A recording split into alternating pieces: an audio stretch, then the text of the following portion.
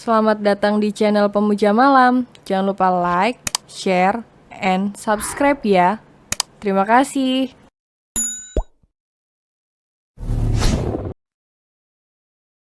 Chapter 10. Tidak adakah wanita normal yang menjadi istriku? Cinderella pura-pura terkejut. Hah, mama penyihir Meksiko, kamu baik-baik saja? Siapapun tolong wanita tua ini, teriak Cinderella langsung mendapatkan lemparan sendal oleh Amora. Cinderella, ups gawat, penyihir Meksiko ngamuk, kabur. Cicit Cinderella mendorong trolinya menjauhi Amora yang akan mengamuk. Tatapan sengit dari ibu tiri dan anak tiri saling beradu. Memancarkan sinar laser dengan kekuatan penuh, hingga mengguncang dunia persetanan di bawah alam goib. Para setan dan setaunah saling menjerit, karena alam mereka terjadi gempa dengan kekuatan yang dahsyat. Mama penyihir Meksiko dan Cinderella berada di area kasir untuk membayar barang-barang mereka. Dengan sorot muka yang berbeda, yang satu menampilkan mimik muka angkuh dengan dagu terangkat. Dan yang satu menampilkan mimik muka tengil, penuh intrik kelicikan dan kejahatan di setiap langkahnya. Kau sudah selesai membeli keperluan dapur dan keperluanmu? Tanya Agam saat ia baru kembali dari toilet. Lama banget dari toilet, ngapain, ngocoke? Tanya Cinderella tanpa difilter. Ai, Agam menarik rambut Cinderella yang dikuncir kuda. Istighfar ya Ella, astagfirullahalazim. Jawab Cinderella dengan mimik muka mengejek, membuat Mbak Kasir di depannya senyum-senyum melihat Agam dan Cinderella. Ngapain Mbak senyum-senyum? Tanya Cinderella menyepitkan kedua matanya tak suka. Mbak Kasir itu menggeleng dengan malu. Tidak ada dek, hanya saja kakak Anda sangat tampan. Ucap Mbak Kasir dengan malu-malu sambil mensen barang di tangannya. Saya bukan kakaknya. Tapi suaminya, SUAMI. Ucap Agam mengejah kata suami. Membuat Mbak Kasir itu menunduk malu, karena Agam juga menatapnya dengan sengit. Maafkan saya Pak. Agam mendengus sebal. Sementara Cinderella hanya fokus melihat ibu tirinya, yang akan membayar barang-barangnya. Let's start the game. Gumam Cinderella dalam hati namun sudut bibirnya terangkat sebelah. Sedangkan Amora ia begitu panik mencari dompet di dalam tasnya namun nihil. Dompet yang biasa selalu dia bawa tidak ada di dalam tasnya. Bagaimana Bu? Tanya kasir. Sebentar ya, dompetku sepertinya nyempil. Jawab Amora tersenyum paksa lalu melangkah ke sisi. Namun saat Amora melangkah alarm berbunyi, membuat semua orang menoleh padanya. Kau mencuri, sentak kasir pada Amora lalu mencekal tangan Amora agar tidak kabur. Hah, enggak, saya tidak mencuri. Amora sudah panik setengah modar. Bohong itu Mas. Cinderella melangkah ke arah Amora untuk menjadi kompor. Kalau ibu tua ini nggak mencuri, mana mungkin alarm berbunyi? Upik Abu bisa diam nggak? Bohong, sumpah aku nggak mencuri. Amora memohon. Eleh, pencuri mana mau mengaku? Diam kamu, Cinderella. Sentak Amora. Cinderella berpura-pura terkejut menutup mulutnya. Lihat mas, orang yang kegep mencuri pasti panik. Coba aja geledah di tubuhnya dan di dalam tasnya mas. Cinderella, teriak Amora. Maaf, siapa Anda yang manggil nama saya? Sorry, nggak kenal. Ucap Cinderella melangkah pergi, meninggalkan Amora yang masih panik. Terlebih Amora sangat malu diperhatikan semua orang, sambil berbisik-bisik membicarakan dirinya. Ayo ikut saya. Kasir itu menyeret Amora ke ruang manajer. Walau Amora memberontak dan tidak mau dibawa paksa, sementara Cinderella yang sudah di parkiran membuka dompet milik ibu tirinya dan mengambil semua uang di dalamnya. Tidak lupa mengambil kartu milik ayahnya. Kita pulang? Tanya Agam. Tentu saja kita pulang. Tapi sebelum itu kita mampir ke beberapa ATM untuk mengambil uang. Hahaha. Cinderella tersenyum dengan kedua alis naik turun karena bahagia mendapatkan jackpot hari ini.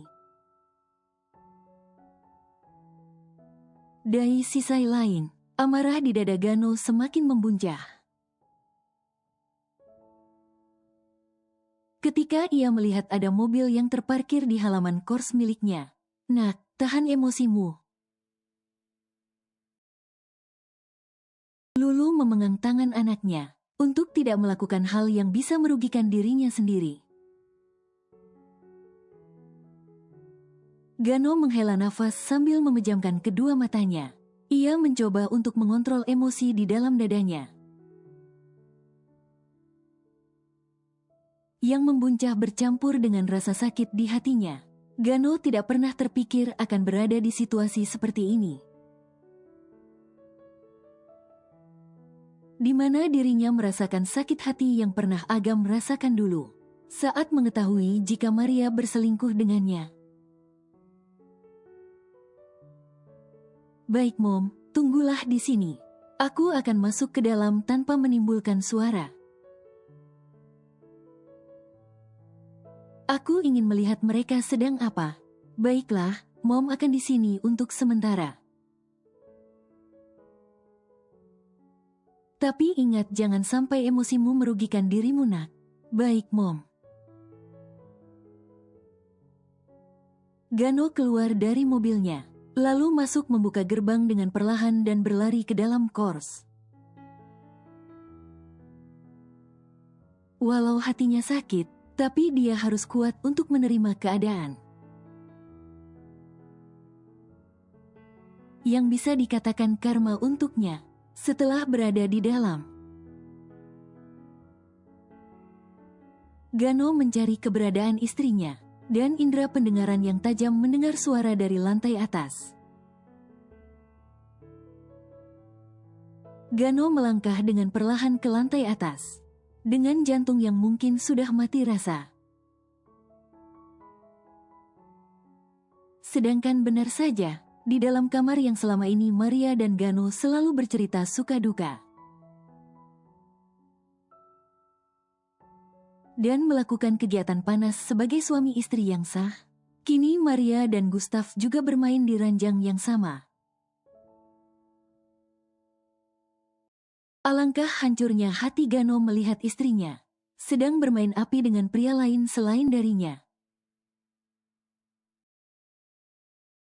Tetesan air mata sudah tidak bisa dibendung lagi, dan lolos membasahi pipi Gano. Angan-angan dirinya dan Maria akan hidup bahagia bersama anak-anaknya kelak. Kini sirna dengan kenyataan yang dia terima. Seakan kenyataan ini menamparkan telak Gano atas apa yang pernah dia perbuat di masa lalu. Sungguh Gano tidak bisa menahan amarah yang ada di dadanya. Ketika ia mendengar desahan dan erangan Maria yang berada di bawah rengkuhan pria lain. Gano mendobrak pintu yang tidak dikunci. Bahkan tidak tertutup sempurna, membuat kedua insan yang sedang menggapai nirwana terkejut. Melihat Gano mendobrak pintu, dengan mimik muka memerah menahan amarah.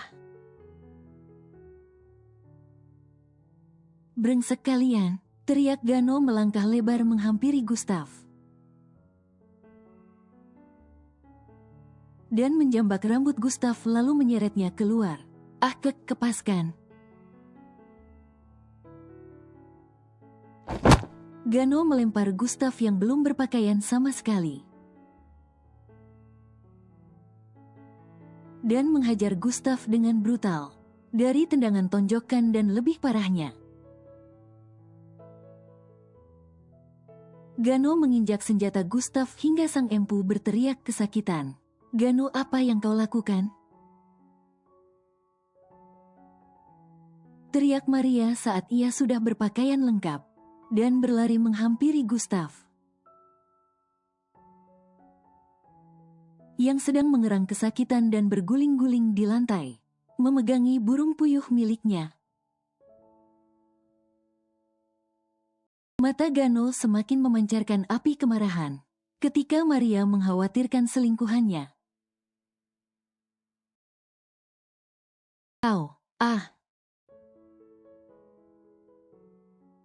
Gano mencengkeram rambut Maria dan menyeretnya ke lantai bawah dengan terlatih-tatih. "Oh, Gano sayang, sakit, lepaskan aku mohon. Dengarkan aku dulu, Gano." Namun Gano yang sedang diselimut amarah tidak mendengar rintihan sakit dari Maria. Telinganya seakan tuli dan semakin kencang mencengkeram rambut Maria, hingga sampai ke lantai bawah dan membawanya ke arah kolam. Kepala Maria ditenggelamkan beberapa kali ke kolam renang oleh Gano. Inilah dampak jika amarah yang ditahan dalam hati menutupi naluri. Temperamental Gano lebih kejam dibandingkan dengan Agam, yang masih bisa dikendalikan oleh akal sehat. Sifat Gano lebih banyak mengambil pada ayahnya Borkan. Jika disayang, maka akan lebih sayang pada orang yang memberikan kebahagiaan. Bahkan akan memperjuangkan orang yang dia cintai. Namun jika rasa kasih sayang dan cinta itu telah diinjak, maka inilah yang akan terjadi.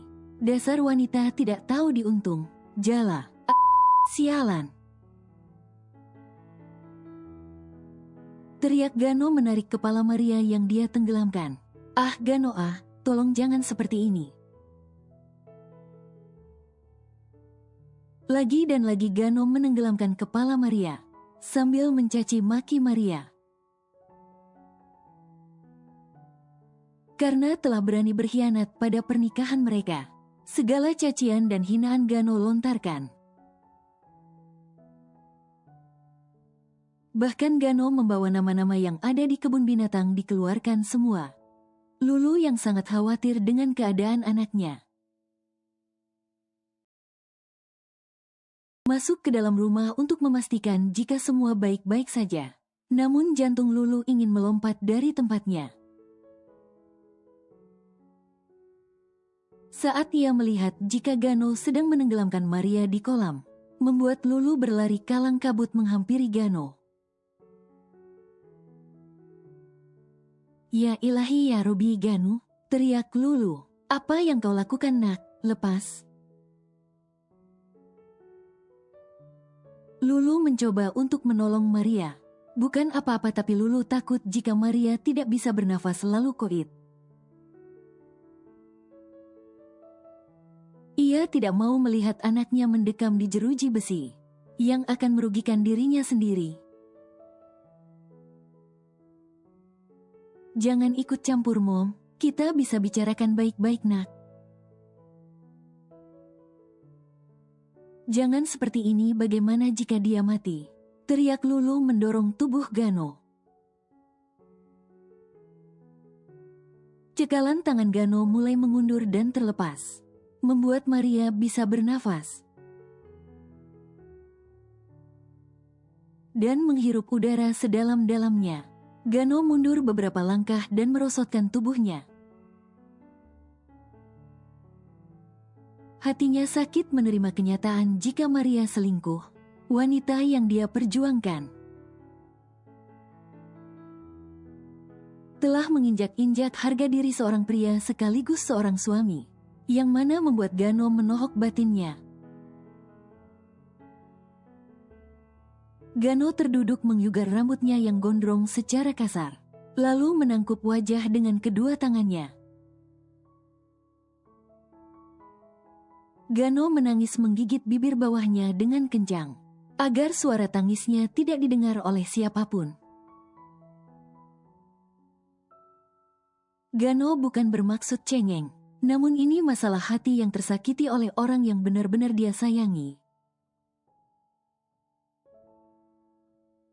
Lulu yang melihat anaknya langsung memeluk Gano dan mengelus punggungnya dengan lembut. Namun pancaran mata Lulu melihat Maria dengan tajam, seakan mengisyaratkan jika Maria akan menanggung akibatnya. Karena telah melukai hati kedua anaknya, sementara Maria terbatuk sambil menangis. Ia tidak menyangka jika Gano sudah mengendus perselingkuhannya. Bahkan Maria sangat takut melihat kemarahan Gano, yang nyaris menghilangkan nyawa dirinya dan bayi yang ada di dalam perutnya. Mom, Gano, aku bisa jelaskan semuanya. Lirih Maria. Diam kamu, dasar perempuan hina.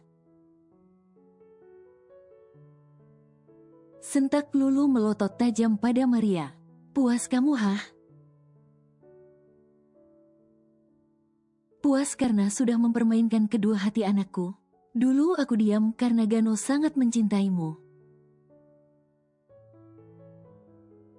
Tapi sekarang lihatlah kelakuan bejat tak bermoral yang kamu lakukan. Membuat orang yang sangat mencintaimu berbalik membencimu. Teriak Lulu menggebu, dahi sisai lain. Di salah satu ATM di pinggir jalan, Cinderella tersenyum jahat. Ketika dia sudah mengambil separuh uang yang ada di ATM milik ayah Haris, yang diserahkan pada si penyihir Meksiko. Sesekali dia harus memberikan pelajaran pada ibu tirinya, agar tidak semena-mena terhadapnya, karena dia bukan Cinderella di negeri dongeng yang bisa dia tindas sesuka hatinya. Cinderella pun keluar dengan uang di setiap saku celananya yang penuh, tak tanggung-tanggung. Cinderella mengambil uang sebanyak 95 juta di 4 ATM yang berbeda, membuat Agam merasa kesal. Karena Cinderella bukan hanya barbar dan ceplas-ceplos, tapi mata duitan juga. Tidak masalah bagi Agam jika Cinderella menyukai uang, karena sejatinya semua perempuan menyukai uang. Tapi yang membuat Agam kesal, Cinderella mengambil uang ayahnya tanpa meminta izin terlebih dahulu. Bukankah itu tidak sopan dan bisa dibilang mencuri? Ayo kita pulang. Ucap Cinderella yang sudah berada di depan Agam. Kenapa kamu mengambil uang yang bukan hakmu? Apalagi kamu tidak meminta izin dari ayahmu. Itu sama saja kau mencuri Cinderella. Agam menatap tajam Cinderella. Cinderella yang awalnya mood happy dan gembira.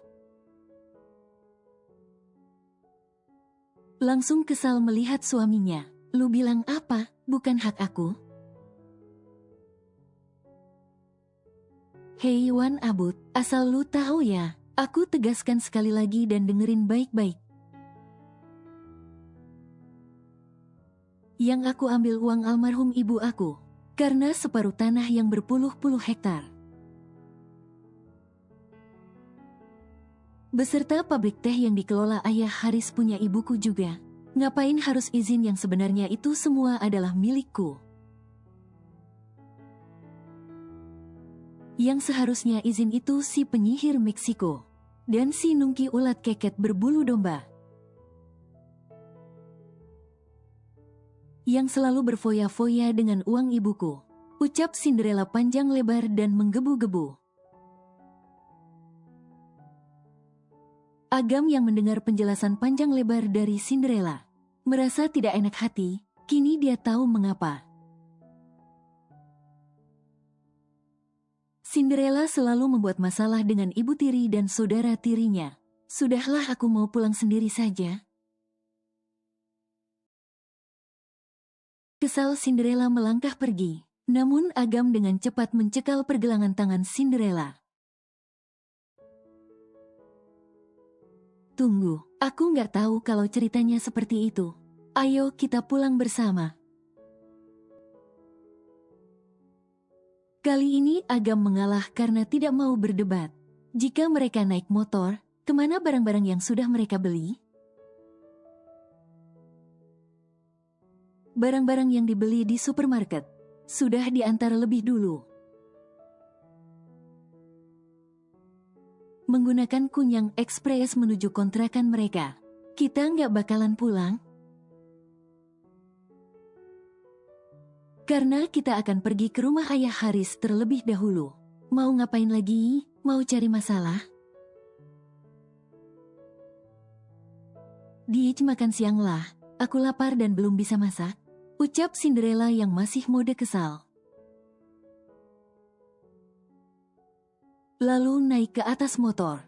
Padahal yang sebenarnya ia akan mengembalikan dompet milik ibu tirinya. Karena tidak mungkin dia pegang. Bisa ketahuan nanti jika dia yang ambil uang itu. Karena yang dia mau ibu tirinya terkena omelan oleh ayahnya. Karena sudah menghabiskan uang banyak. Motor itu melaju ke arah perumahan, di mana ayah Haris dan Cinderella dulu tinggal. Sementara Amora baru saja dikeluarkan oleh manajer supermarket, ketika ayah Haris turun tangan. Amora diomeli habis-habisan oleh ayah Haris, karena sudah mempermalukan dirinya. Amora hanya bisa diam saja ketika suaminya marah padanya, karena dia pun sangat shock dengan kejadian ini. Dan teringat dengan Cinderella, si upik abu itu memang pembawa sial untukku. Ucap Amora dalam hati, awas saja jika kita bertemu kembali. Akan aku buat perhitungan dengannya. Kediaman ayah Haris. Tidak pernah Cinderella sangka jika dia akan melihat pertunjukan yang akan membuat hatinya senang. Apalagi jika bukan melihat ibu tirinya sedang diomeli habis-habisan oleh ayahnya. Tanpa disangka, tanpa diduga, baru saja ayah Haris berhenti mengomel. Bisumi datang mengabarkan jika ada pramuniaga. Dari salah satu toko brand ternama, datang mengantarkan tas bermerek Louis Vuitton ke rumah. Bersamaan datangnya notifikasi dari pihak bank ke ponsel ayah Haris yang membuat sang ayah shock. Bagaimana tidak shock? 95 juta ditambah 30 juta dihabiskan dalam waktu sehari. Yang mana membuat ayah Haris mengeluarkan tanduknya dan melotot tajam pada Amora. Sedangkan Amora sendiri menyangkal dan tidak mengakui jika dirinya membeli tas dan menarik uang tunai sebesar itu. Namun ayah Haris yang sedang marah tidak percaya begitu saja perkataan istrinya. "Ayah, sudahlah, jangan terlalu keras memarahi Penny." Tante Amora." Cinderella bak pahlawan membela ibu tirinya. Padahal dalam hati ia berkata mampus cari gara-gara si lu. Sedangkan Agam melihat dari lantai atas. Menyaksikan drama Cinderella hanya menggelengkan kepalanya, lalu masuk ke dalam kamar untuk istirahat sejenak. Karena dia tahu jika drama yang dimainkan oleh istrinya akan memakan waktu cukup lama. Tidak adakah wanita normal yang menjadi istriku? Kenapa wanita yang ada di sekelilingku 11-12 dengan si Gokong? Gerutu Agam merangkup wajahnya dengan bantal. "Jangan membelanya, Ella." Sentak ayah Haris. "Bukan begitu ayah, mungkin Tante Amora sedang hilaf." Daripada ayah berteriak seperti ini, dan akan berimbas pada kesehatan ayah. Lebih baik beri hukuman saja pada Tante Amora, agar tidak mengulangi kesalahan yang sama. Ucap si kompor beraksi sambil mengelus pundak sang ayah dengan lembut. "Cinderella, apa yang kau katakan?" "Aku tidak mau dihukum. Terlebih aku tidak bersalah dalam hal ini." Protes Amora. "Hah, tidak bersalah? Ayah, coba lihat istrimu. Kau terlalu memanjakan Tante Amora. Hingga dia tidak mau mengakui kesalahannya. Biar aku ingatkan ya, ayah." Tante Amora sudah mempermalukan ayah di depan umum dengan mencuri di supermarket besar. Padahal ayah sudah memberikan Tante Amora kartu ATM yang isinya bombastis. "Aku tidak mencuri, Cinderella." Sentak Amora tertahan dengan gertakan kedua gigi saling merangkup. "Ih, maling kalau ngaku penjara penuh tante." Ledek Cinderella yang masih menghasut ayahnya. Agar si penyihir Meksiko itu dapat hukuman. Dan yang kedua ayah. Tante Amora mengambil uang 95 juta buat apa ya ayah? Apa jangan-jangan? Cinderella, kali ini Amora berteriak dengan kencang. Yang mana membuat Cinderella berpura-pura terkejut dan bersembunyi di balik punggung ayah Haris.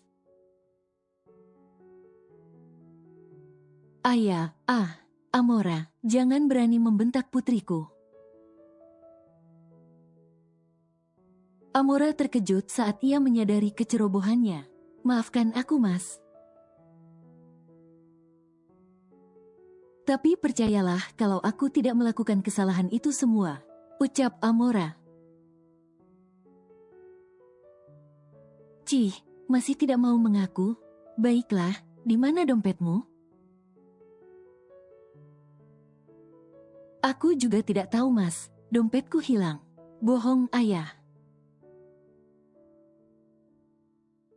Cicit Cinderella yang masih setia di balik punggung sang ayah sambil meledek ibu tirinya. Nye nye nye nye nye, ledek Cinderella dengan bibir keriting tanpa suara. Sumi, panggil ayah Haris. Iya pak, cepat kau cari dompet milik istri saya di kamar dan bawa kemari. Baik pak, mas, bukankah sudah aku bilang jika dompetku hilang? Kekeh Amora, hilang atau tidak, kita lihat saja setelah Sumi turun. Ucap ayah Haris melotot, dari sisi lain. Di kediaman Gano, semua orang sudah duduk di kursi ruang keluarga di saat Borkan datang. Namun Borkan hanya diam memandangi menatunya dan anaknya secara bergantian. Bayang-bayang dirinya dulu dikhianati oleh istri pertamanya. Muncul di kepala Borkan. Ia tidak habis pikir jika sang anak bisa mengalami hal yang sama dengannya. Namun di sini juga Gano ikut andil bersalah. Karena telah mengkhianati kakak kandungnya sendiri. Lalu pandangan Borkan beralih pada perut buncit Maria. Terselip kecurigaan jika yang dikandung Maria bukanlah cucunya. Aku akan memaafkan dirimu. Jika kau mau jujur anak siapa yang kau kandung, ucap Borkan membuat Gano dan Lulu serta Maria menoleh secara bersamaan. Apa maksudmu, Dad? Borkan tak menjawab.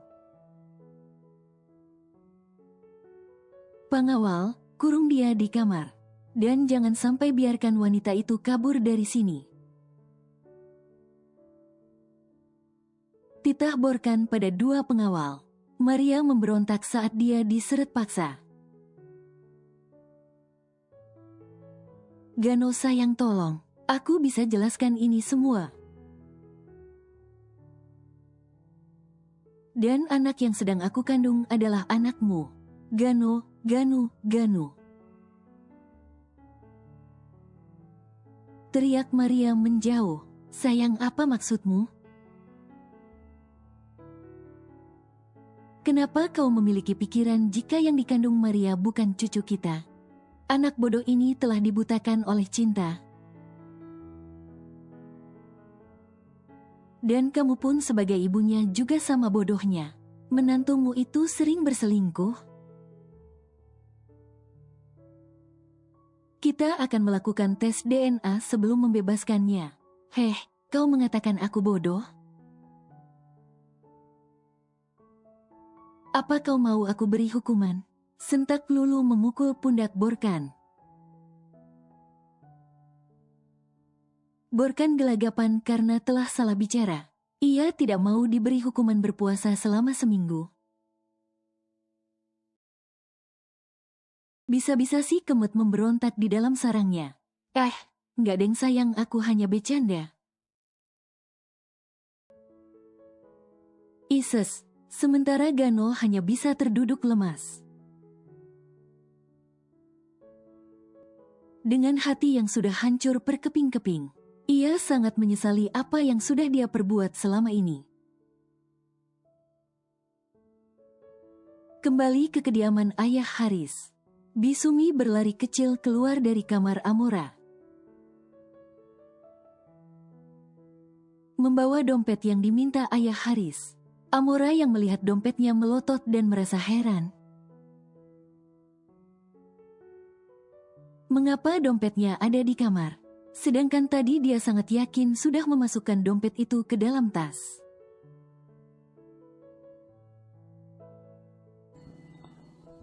Bersambung.